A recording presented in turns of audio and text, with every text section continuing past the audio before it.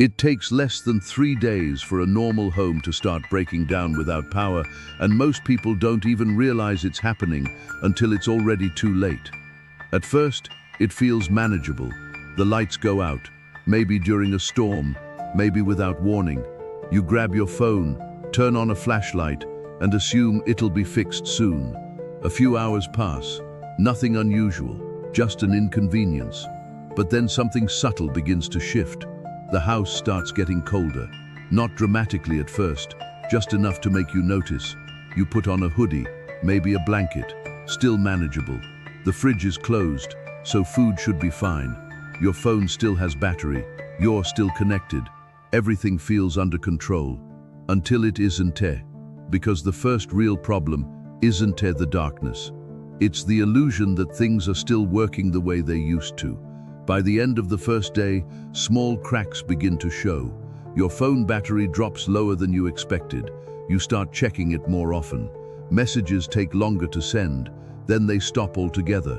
The network is overloaded or down. Now you're not just in the dark, you're disconnected. You start realizing how many things you rely on without thinking. No internet means no updates. No updates means no idea how long this will last. Is it local? Is it widespread? Hours, days, teres, no way to know. By the second day, the temperature inside the house becomes a real issue. Without heating, the cold doesn't just stay outside, it slowly takes over. Room by room, wall by wall. You try to adapt. More layers, more blankets. Maybe you light candles. Maybe you try to conserve energy. Everything becomes about stretching what you have just a little bit further. Food starts to become a question. You open the fridge less often now. You hesitate before eating anything perishable. You start doing quiet calculations in your head. How long can this last? Water, something you never think about, starts to feel different too. You still have it for now, but there is uncertainty creeping in. What happens if the pressure drops? What if it stops entirely? You realize you don't actually control any of it. And that's when the frustration sets in, because you're not doing anything wrong. You prepared the way most people do. You stocked some food, you have flashlights, maybe even extra batteries, and yet it doesn't feel like enough. The effort you put in doesn't match the level of security you expected.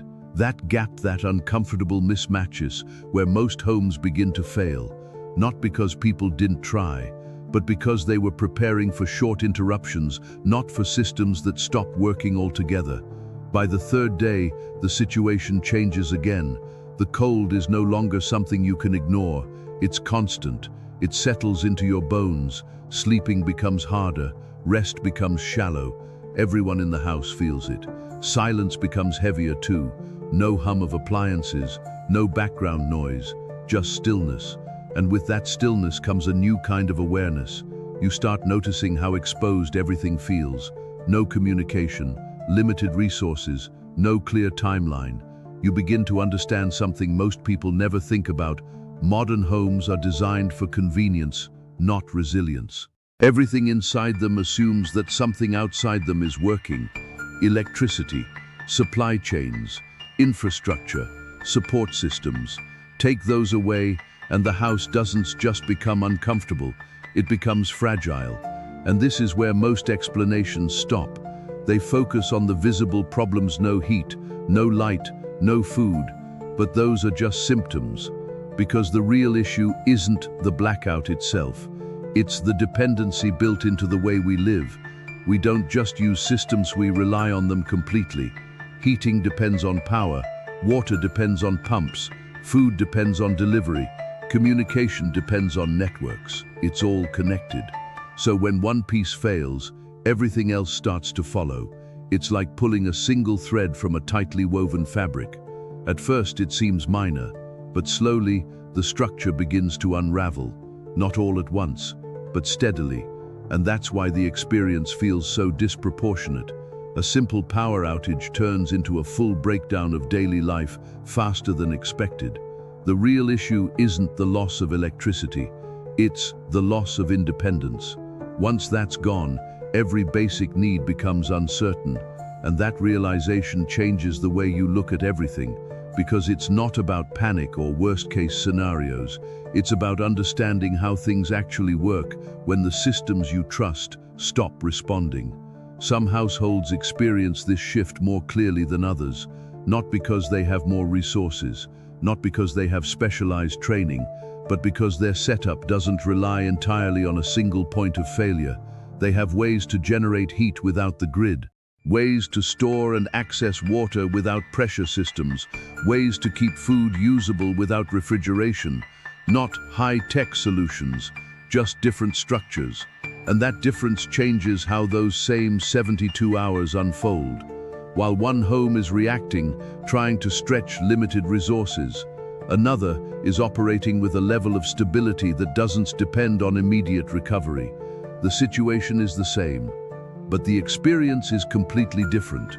And once you see that contrast, it becomes harder to ignore, because it shows that the outcome isn't just about the event itself. It's about how your environment is structured before it happens. Not as a checklist, not as a collection of random supplies, but as a system, a way of thinking about heat, water, food, and security that doesn't assume everything will keep working. That doesn't mean preparing for extremes. It means understanding where your current setup depends on things you don't control, and what happens when those things stop. Because the first 72 hours don't just test your resources, they reveal how your entire system is built. And once you understand that, you start to see preparation differently, not as reacting to fear, but as reducing dependency.